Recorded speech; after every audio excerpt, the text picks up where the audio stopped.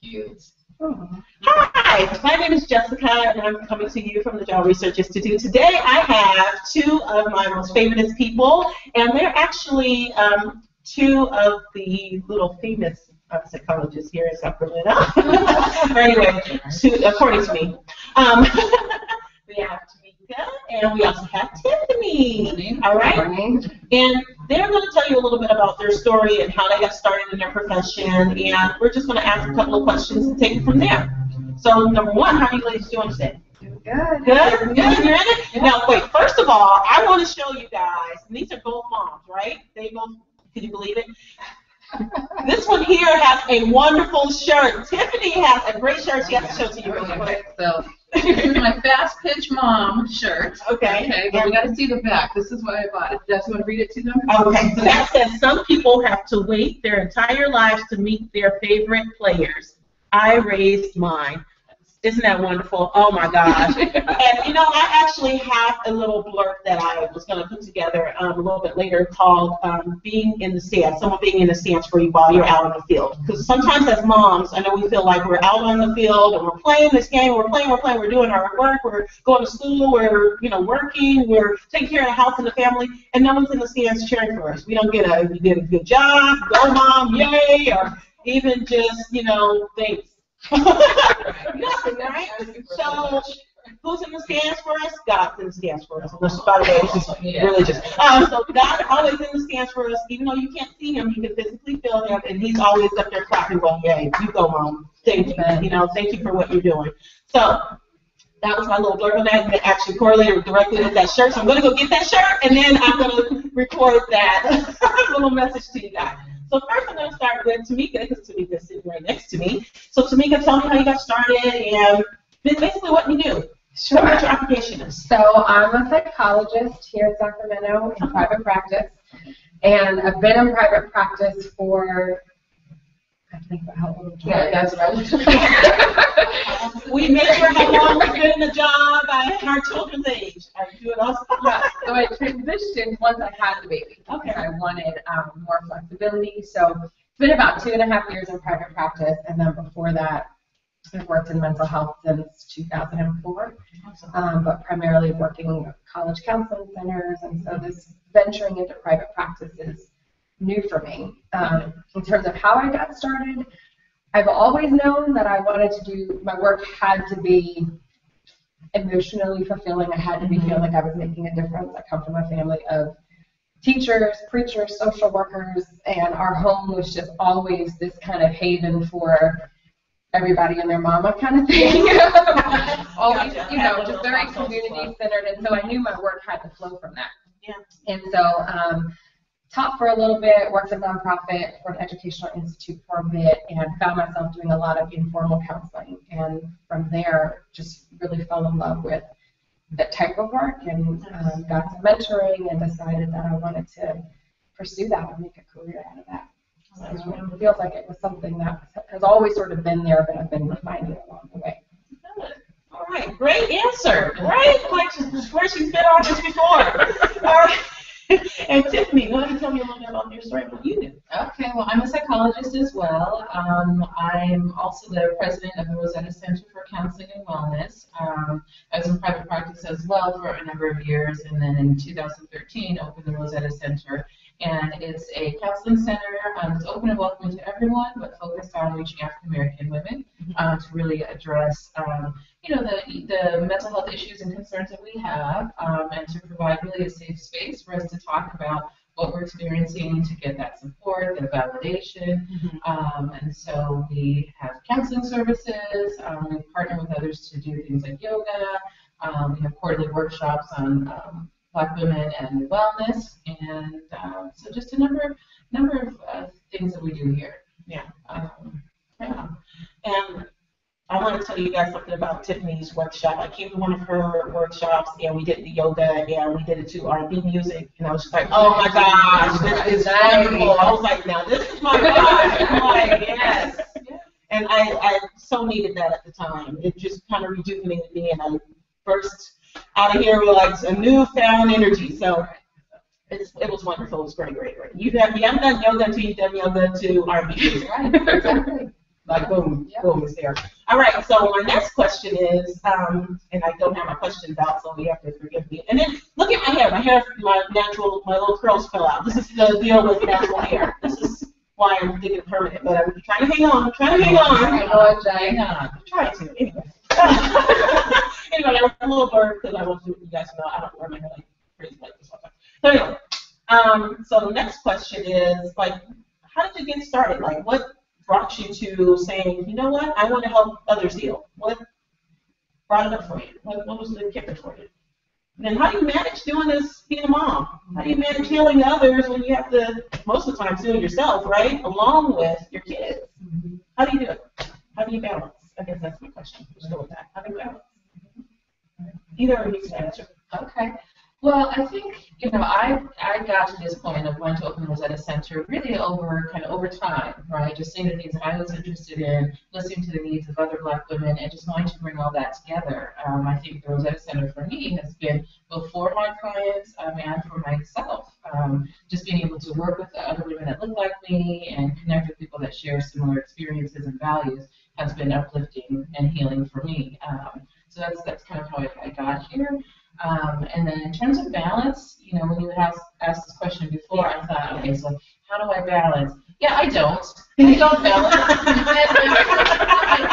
I don't balance. I decided I'm not going to try anymore. Because when you think about balance, seriously, when you think about balance, does that relax you, or does it kind of make you a little bit anxious, right? I think it's just a good word that we use because it's nice sounding, right? It's kind of like a seesaw. It's like, and does that feel comfortable? No, right? So we have to think about the words that we use to talk about these things, right? When you think about balance, you think, okay, a little bit over here, a little bit over there. No, it's not constantly teetering. Yep. So I'm like, I'm not going to try that anymore. Mm-hmm. So my new thing, I don't know, this all happened this morning. Okay?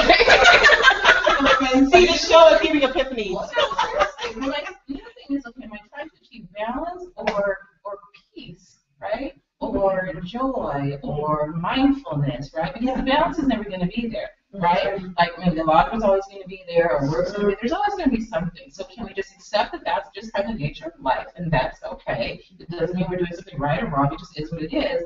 But in that moment, what can I appreciate? What can I do? What value or peace can I find? So I'm kind of done with the struggle for balance and just kind of peace in the midst of all of it. I mean, that's the reality. The rest just puts too much pressure on us. So I love it. No, I like that. I do. Okay, so now we're going to have Tameka's version. Her definition of balance. No, I would agree. I do think that it's something that we say the word all the time. I'm constantly striving for it, but you're right. There's always going to be some stone that's left, unturned. I always get those sayings wrong, but anyways. Yeah. But yeah, I like that idea of just, for me, it's like, how do I take care of me? And sometimes taking care of me means that I can't balance anything because I just have to pull away from everything. And so for me, just really being in touch with, okay, where am I? Just pausing sometimes long enough to notice that I'm doing everything for everyone and I've been neglected. So if that means deciding I'm taking a mental health day for myself and I'm just going to sit on my couch with my feet up, then I'm going to do that, I think for me it's also it's things like this, right? It's being able to sit with other women that look like me and talking about the struggles. Like even though we talk about things that might be hard or difficult, the idea that we share some kind of commonality in it and just that sense of community, that helps to keep me feeling centered, keep me feeling joy. So I think for me it's about finding balance within myself, but my world might look very unbalanced, but it's finding a balance within me. Nice. Two great, wonderful answers, and I agree with them both. I agree with them both. And I had the struggle of trying to when I put these questions together, I was like, how do you create balance? Because that's usually what I see, right? When we go, and that's kind of why I created this web show. When we look out into the world, when we look at magazines, when we're at the grocery store or whatever, we always see this perfect image of what motherhood is. And then how do you balance? It's always on there. Blah, blah, blah. And you see celebrities get on there and they're like, oh yeah, 1 week later, she, Kerry Washington had a baby, and it was like a week later, she was like in her dress, like, yeah, oh look, and glowing and stuff. You're like, what the heck? I didn't get back to that till 2 years later.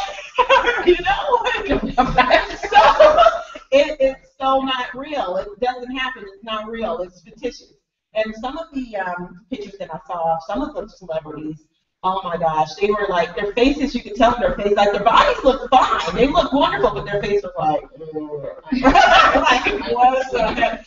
Yeah, exactly. Why am I on this red carpet again? I don't even know where I am. I might look beautiful, but I don't know what's going on. So anyway, that was kind of another reason why, because I wanted to show a different side than what the media portrays, because it's not all perfect. We're human. We're human.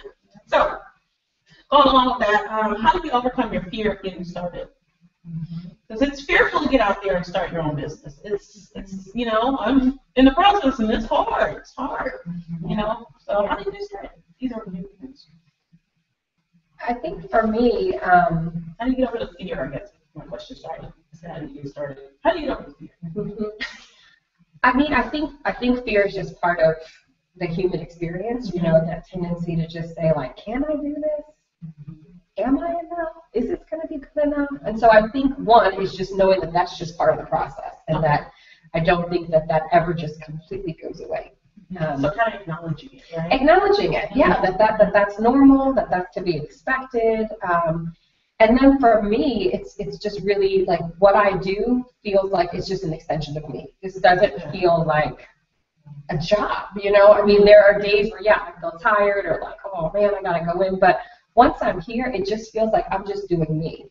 And so since I have the privilege to be in a position that allows me to do what I love to do what comes naturally, the fear starts to kind of like fade into the background. I think also just knowing that the work I do is so much bigger than me. It's about helping other people, you know, tap into their sense of worthiness, their sense of value. And so I feel like that keeps me centered and keeps the fear in perspective, because it's the work that we do is just so much bigger than who we are. Yeah. You know, I didn't have as much fear getting started. I had so much excitement, and I had thought about it and planned for so long that I was just, you know, ready. Let's just do this. The fear for me came when the business was up, but it was a challenge, right? Unexpected things came up. You know, the financial strain of starting a new business, personnel issues, things like that. That's when the fear really kind of started. Just, oh my gosh, what have I done? You know, what have I done? Did not know that it was going to be this way. I had the baby and the business in the same year, and so just all, right, so all of that craziness. So that's when the fear started to creep in. But just kind of going back to the vision, here you asked the question about, you know, were there any haters along the way? Yeah, that was another one of my questions. I don't know, probably, but I don't know. I didn't look for that. I didn't give too much energy to that. Instead, I listened to the people that were supportive. You know, Tameka would come and tell me about, you know, things that either she was experiencing here, or her clients, or the community, and so just trying to rest in that to say that, okay, yeah, this is tough. This is no small endeavor, but you can do this. You know, stick with it. You are meeting that need, and you know, one day at a time. But, So when I post a question, is there any haters? You know, you hear a lot, especially when you start a business, that you hear your family is telling you, oh no, that's crazy, don't do that, just go to work. You know, you hear people on the street, they're like, oh no, that's not going to work, and you know, or you can't do that, you have to go underneath someone else, or what have you. So that's what I meant by haters. You know, just get those people that are just that negative Nancy type that just want to tell you everything that can go wrong, and don't want to tell you what can go right. And I just, you know, I mean, there were some people who didn't quite understand what I was doing and why, but again, I was so excited that I didn't really listen to too much. And then I also realized that was their own fear and insecurities and anxieties. And because sure, all those questions are there, you know, but you know, it just depends on how much energy you want to put to that. So I just, I'm like, yeah, okay, all right, we'll see, and you know, do my thing. But so, great. All right, so I'll kind of close this out a little bit. Here we'll kind of bring it down to winding in. What tip do you have on confidence? Like what motivates you, or how do you stay confident, or what tip do you have for other moms that, you know, have an issue? They're like, you know what, I don't know if I can do this, or I don't know if I can go back to school. I don't know if I can start a business. I don't know if I can start a nonprofit. I don't know if I can do any of this. What tip can you give them that helped you get started? I mean, first and foremost, you can. You can do it if it's in your heart. It's a matter of really peeling back the layers so that you can really uncover the core that I think is within. But the kids are screaming. Right. And they're always going to be screaming, and there's no way to shut that down. But I do think it's important sometimes to get still enough. And there are moments, whether it's in your shower, hopefully you can at least get that moment to yourself. That's me. In the shower, when you're driving in the car, but really getting still enough to ask yourself, what is it that I really want? What is my personal legacy, my personal legend?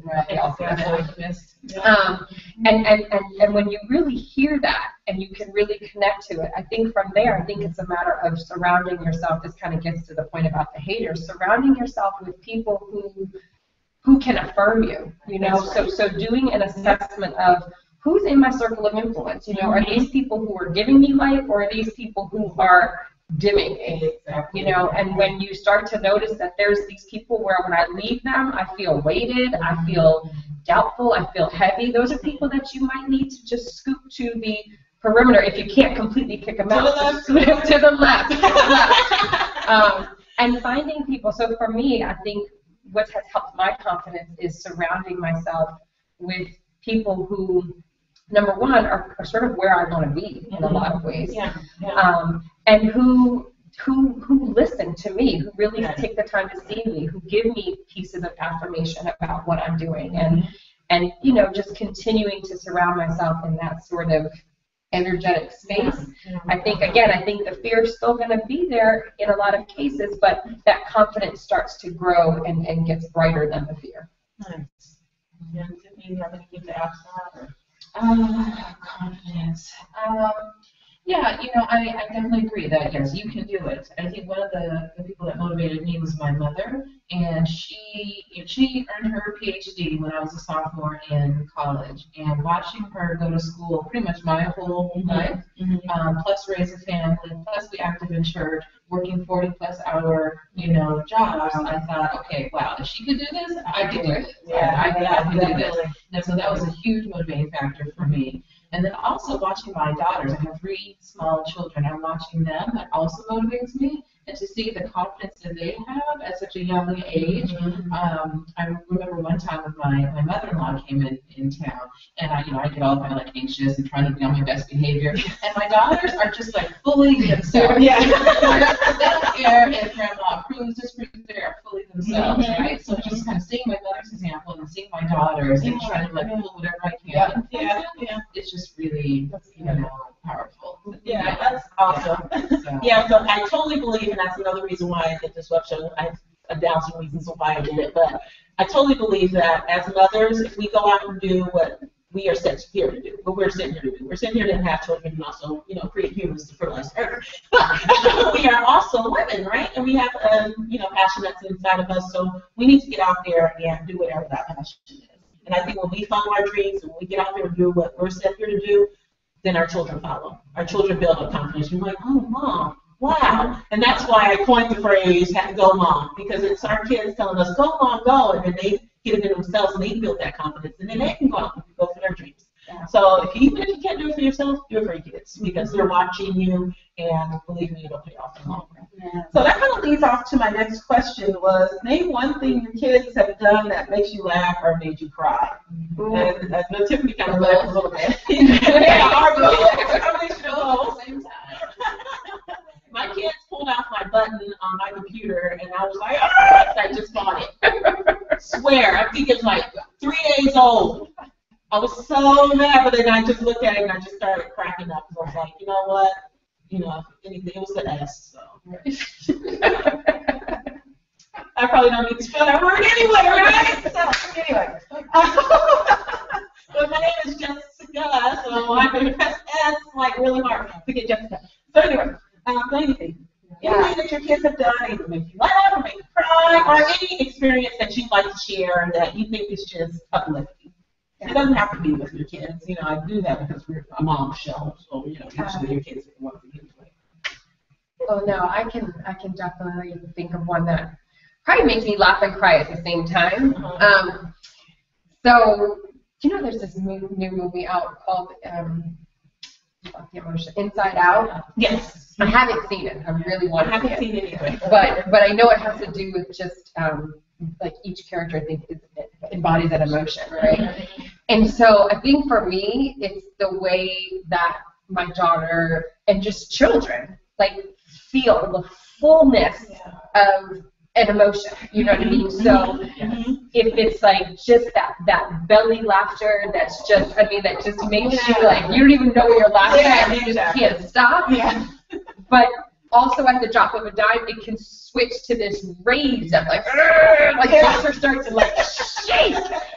And usually in those moments when she's getting like that, my patience is already tested, and so I'm ready to flip out. But there are times where I just have to like bust out laughing. It's just like you are fully embodying and owning that emotion. And I wish a lot of times, like Tony and I will say, like, what it would be to be a kid, you know, and just to like cry whenever you want to, or scream whenever you want to.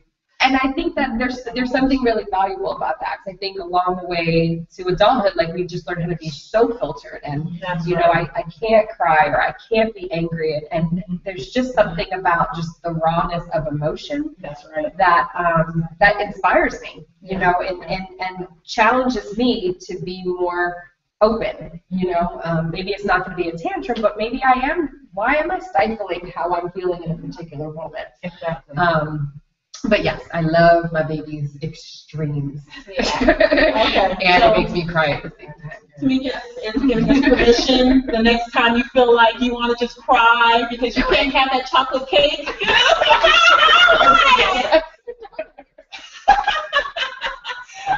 We just go, I want the cake and I'm going to eat it now. Okay, so, Tiffany, what was one time when your kids laugh and cry. Okay, so one of the ways that motherhood has impacted me that I really did not realize would happen is that I've become like the soccer mom. I play sports, I love sports, I never thought I would be that mom. I never thought I'd wear a fast fashion mom shirt as a fashion statement. And owning it, by the way. Owning it. So, yes, my two oldest daughters played various, you know, sports, and my oldest one, we have really connected around her sports. And so she, there's one game in particular where she was playing softball, and she was on first base, and, you know, the next kid hits, and she makes it all the way to home. But, of course, having 3 kids, I'm usually pulled in all these different directions. So I'm at the park with the baby, but I can still see the field, and I'm watching because I know my baby's on base. So I got to pay attention. The other one might, you know, fall in the she's on base. And, you know, she gets her little self around there, and she gets to home, and she looks to find me. And I'm jumping, yay! She's like, Mom, did you see? And she, you know, you think she'd be tired after running the bases, right? But no, she runs all the way off of the field, around the dugout, over to the park to me. It's the biggest heart. We just jumped. And so laugh and cry at the same time. Just like, that's my kid. That's the best thing ever. That is awesome. Yeah, so I wear my, you know, mom here. Good cry, right? Oh my gosh. I'm that mom. Sorry. Look, I'm that mom. That's the next hashtag. I'm that mom. That is such a wonderful story. I don't think there's any better way to end this podcast than do it that way. That was wonderful. All right, so I just want to thank these ladies for taking the time out to do this. I'd love to have you guys back and expand a little bit more and kind of talk about some mental health, because we really didn't get a chance to get into much of mental health. And this month is Minority Mental Health Month, so I definitely just want to acknowledge that and just, you know, say a little blurb about that. So anyhow, we'll be having some more sessions here with the ladies. We'll be doing them individually as well as collaboratively, if they agree, of course. But that was a great story. That just touched my heart. I want to touch yours. That was just too cute. Because I could just see the people while in the stands going, oh, we got to finish the game. We're like, and all the moms are probably going, oh, the dads are like, come on, let's get back to it. That's, you know, how many outs are there? Right, so anyway. So my name is Jessica Walker, and this is Tameka Dr. and Tiffany Mims. And we just want to thank you guys for joining us. We'll see you next time. Oh, and I always end it with motherhood can be lonely, but it doesn't have to be, because you have me, John, Jessica Advocates Wellness. I know, that's a nice ring to it, right? I told Tameka this morning, she's like, oh, I love it. I know, right? It's wonderful. Okay, anyway. All right, so if you guys have any questions for these ladies, please feel free to shoot me an email, and I'd be happy to ask them if you just want to know anything more about their lives. Because we do have, we don't see a lot of Black, especially women, psychologists out there, so. I just wanted to give them kudos and then bow to them. So inspired by the two of them. Every time I come into the office, I'm just like, oh, because it's just a wonderful abundance here, and I love it, love it, love it. So anyway, I said I was going to end the lecture like 3 times. I'm ending it now. So if you guys have any questions, once again, it's just like church. Like, but wait a minute, one more thought. God just sent me one more message. And he loves you. Okay. So, bye, you guys. We'll see you next time.